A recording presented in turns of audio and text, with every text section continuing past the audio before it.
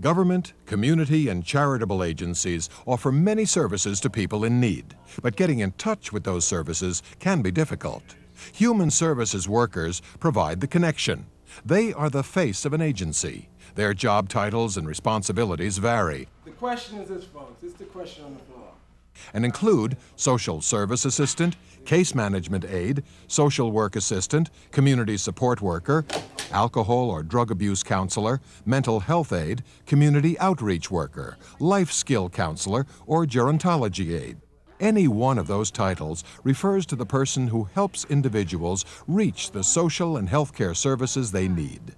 At the same time, human services workers help determine whether people seeking help are indeed eligible for benefits and services. So the human service worker might examine financial documents like rent receipts and tax returns.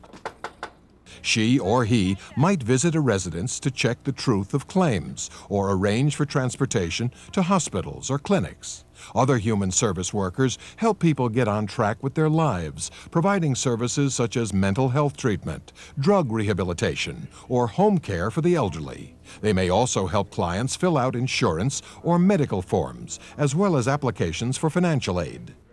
A bachelor's degree is usually not required in this expanding field. Instead, certificates or associate degrees in subjects like social work, human services, or social and behavioral sciences enhance your ability to get a job and do it.